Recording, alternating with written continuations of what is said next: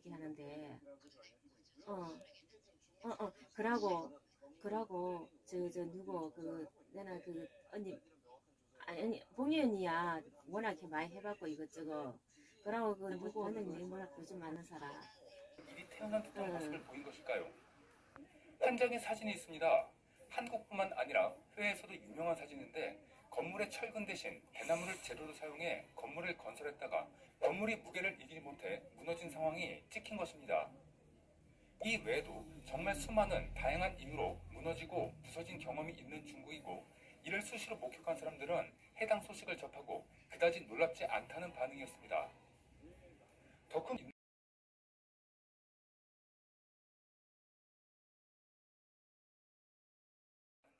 어떤 방식으로 건설이 되었는지 쉽게 알 수 없다는 것입니다. 단지 그들은 이 정도의 높이를 지을 수 있는 자신들이 이 분야에서 매우 뛰어나다고 자랑을 하고 있는 상황이라는 겁니다. 그들은 이것을 마천루라고 부르고 있죠. 마천루는 하늘을 찌를 듯이 솟은 아주 높은 고층 빌딩을 의미하는 단어입니다. 인구가 집중된 도시에서 토지와 물 등의 자원 활용을 극대화하기 위해 인간이 선택한 건축 양식 중 하나라고 보시면 됩니다. 세계 최고 수준인 것처럼 말했습니다. 그들은 전 세계에서 가장 높은 것으로 알려진 800m가 넘는 두바이의 부르즈 칼리파를 뛰어넘겠다고도 하고 있죠. 그들의 말에 일리가 있는 것이 현재까지 세계에서 가장 높은 건물 100개 중 중국에만 44개의 건물이 있을 정도이니 중국의 건축 기술에 과하다 싶을 수준으로 자부심을 갖는 것은 그리 이상한 일은 아니었습니다.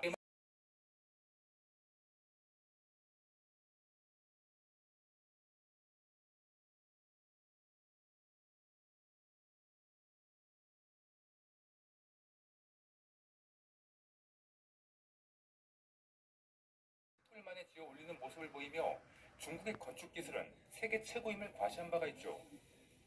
우리나라로 치면 63빌딩 정도의 건물을 3주 만에 지은 셈입니다.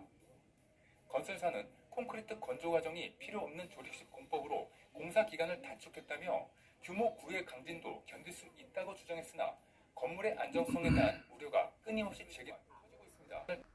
지난 2016년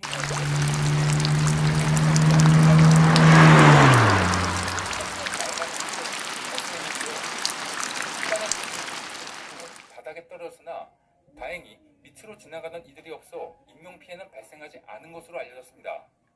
지난 2019년에는 강풍에 3,000세대가 넘는 아파트들이 쑥대밭이 된 사례도 발생했는데요. 1시간도 채 안 돼 3,596세대가 순식간에 폐가로 변했으며 아이는 터져 내렸죠. 같은 해 9월에는 지진도 아닌 바람에 의해 상하이에 한 17층 규모의 아파트가 통째로 쓰러지는 사건이 발생해 충격을 주었습니다.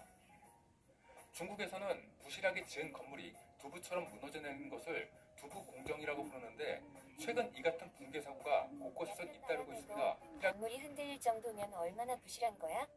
분명 일본은 아시아에서 지진이 가장 많은 나라지만 그것으로 인해 건물이 튼튼한 장점이 있다.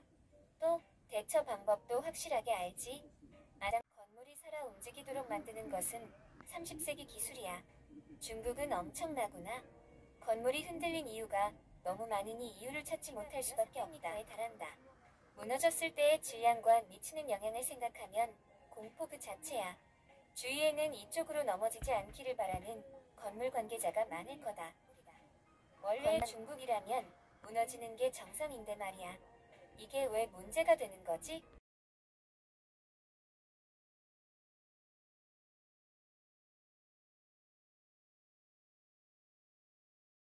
하면 뭔가 잘못된 거지. 절대로 자연적인 일이 아닐 거다. 설계도를 정밀히 조사해보면 에러투성이에 지금까지 버틴 게 기적이라고 말하겠지. 이제 곧 한국에서도 대부분의 건물이 이 건물처럼 약한 바람에도 흔들리며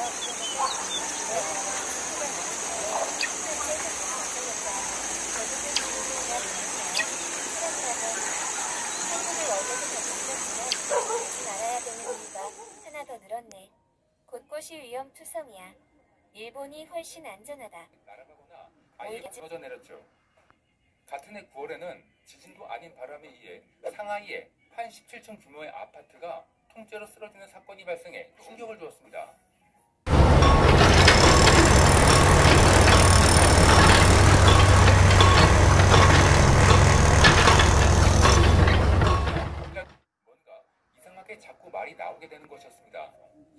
지난 신자 호텔이 갑자기 붕괴되는 일이 벌어졌습니다. 겨우 7층짜리 불과한 건물인데 단 2초 만에 폭삭 주저앉듯이 붕괴되는 모습이 CCTV를 통해 공개되었죠. 건물은커녕 보통의 건물도 나을 것이라 생각할 수는 없겠지. 이런 식이면 어디에서 살라는 것인가? 라며 댓글을 달았고 이 댓글은 많은 중국인들의 호응을 얻었습니다.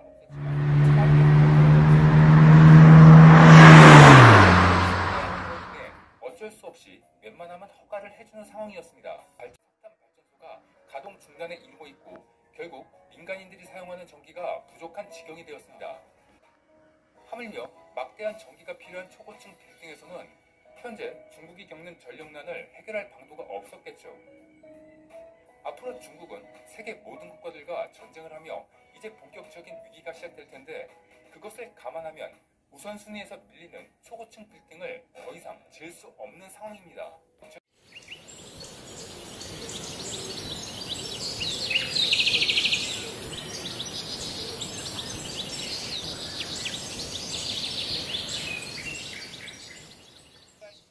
공고를 수주하고 대만 건설사인 RESA 엔지니어링과 컨소시엄을 이뤄 1조 8천억 원 규모의 대만공항 제3터미널 공사를 수주하게 됩니다. 현대건설은 창사 이래 처음으로 페루에서 해외 수주 소식을 알렸죠. 포스코 건설 등이 해외 수주 1억 달러 고지에 도달해 한국 건설의 실력을 인정받고 있습니다. 또한 멕시코 도스보카주 정유공장, 파나마 메트로 등 중남미에서 예상치 못한 즉팟을 터뜨렸고 카자흐스탄 알마티 순환도로, 태국 3개 공항 연결 고속철도 등 아시아 지역에서도 막대한 수주를 따내고 있죠. 해외에서 더욱 선전할 것으로 예상된다고 전망된다는 것입니다. 의식주라고 합니다. 옷과 음식집을 통틀어 의식주라고 부르는데요. 이 세 가지 중에서 하나만 부족해도 삶이 굉장히 힘들어집니다. 과업을 받았습니다. 어떻게 된 소식인지 알아보도록 하겠습니다. 바로 어제 한국 바로 옆에 붙어있는 중국에서 고층 건물이 흔들리는 상황이 발생했습니다. 중국 남부에 위치한 선전에 있는 초고층 건물 75층 높이 건물이 18일 갑자기 흔들리기 시작했습니다. 당연히 건물 내부에 있던 사람들은 혼비백산하여 어쩔 줄 몰라 했는데요. 내부에 있던 많은 사람들이 순식간에 밖으로 뛰쳐나왔습니다. 대부분 뒤도 안 돌아보고 도망치듯 밖으로 나왔고 됐습니다. 이 건물은 2000년에 완공된 높이 약 300m의 건물로 중국에서 급성장하고 있는 도시인 선전 중심부에 위치했으며 대형 가전제품 가게나 각종 사무실이 입주하고 있습니다. 그런데 재미있는 상황까지도 파악하지 못하고 있는데요. 중국의 긴급관리당국은 지진이 아니라고 못을 박았고 건물 주변의 균열이나 무너질 조짐, 왜냐하면 일본인은 지진에 대해서 굉장히 잘 알 수밖에 없는 곳에 살고 있기 때문에 이것에 대해 잘 알고 있지 않을까 하는 기대가 있었습니다. 역시나 일본에서도 이 소식에 대해 댓글 수천 개가 달릴 정도로 이슈가 되고 있었고 혹시 원인을 알지 않을까 싶어서 찾아봤더니 2011년에 한국에서도 비슷한 일이 있었던 것에 대한 말들과 콘크리트 대신 대나무를 써서 그렇다는 등 전문적인 댓글은 보기가 힘들었습니다. 해당 뉴스 댓글 좋아요 1위를 하고 있네요. 그럼 일본 사람들이 한국에서 2011년에 있었다던 고층 건물 진동은 무엇일까요? 2011년 당시 서울에 있던 39층 높이의 테크노마트에서 실제로 진동이 있었습니다. 그때도 지진이 있었거나 땅에 균열이 생긴 건 아니었고 안반이 무너진 것 또한 아니었죠. 원인을 찾다가 결론 낸 것은 12층에서 태보 동작을 하다가 건물 고유 진동수와 동일한 진동을 발생시켜 건물이 흔들렸다고 결론을 지었습니다. 태보는 태권도, 복싱, 에어로빅을 합친 운동으로 당시 태보 동작을 한 사람은 23명에 불과했는데요. 고작 23명이 에어로빅의 한 동작을 했다고 39층의 고층 빌딩이 흔들릴 수 있을까요? 실제로 이것을 공증현상이라고 합니다. 운동에 의해 생긴 것이라지만 이후 건물이 흔들렸다던가 무너졌다는 소식은 본 적이 없는 것 같아. 한국 건설 기술은 어느 정도지? 한국이 건설한 건물을 해외에서는 들어본 적이 없어. 솔직하게 말하면 일본과 비슷하거나 일본보다 나은 정도야. 한국 경제가 부흥할 수 있었던 이유 중 하나가 건설업이란가. 강풍에 의한 빌딩이 흔들리는 상황에서 더 큰 강풍으로 증폭될 수 있어. 일본은 태풍이 와도 풍속 50m 정도로는 무너지지 않도록 설계가 되어 있지만 중국은 아니겠지. 중국이나 한국은 지진을 그다지 고려 안 한쪽 벽에 붙으면 흔들림이 멈추지 않았을까?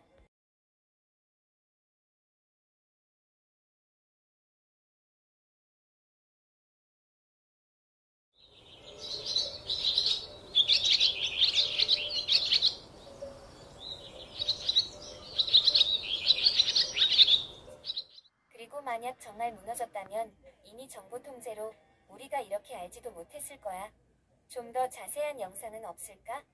누구라도 스마트폰을 갖고 있는 시대에서 중요한 영상이 인터넷에 없다는 것은 중국에서 정보 통제의 영향이 아닐까 생각되네. 볼 수 있는 장면이 바람에 흔들린 것도 아니라는데 이 엄청난 크기의 건물이 난데없이 흔들거리기 시작한 것입니다.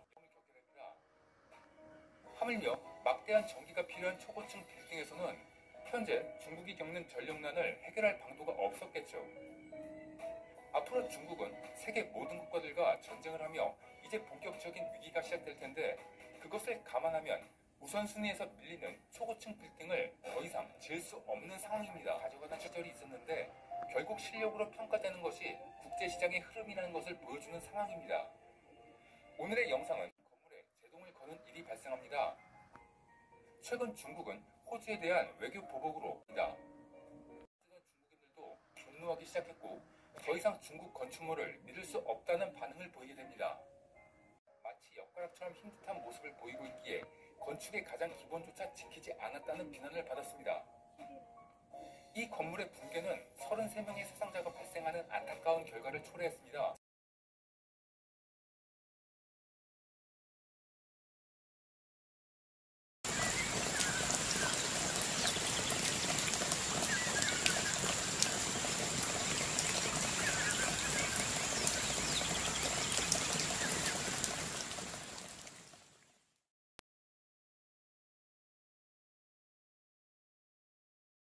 건설 현장에서 사용하는 줄자입니다.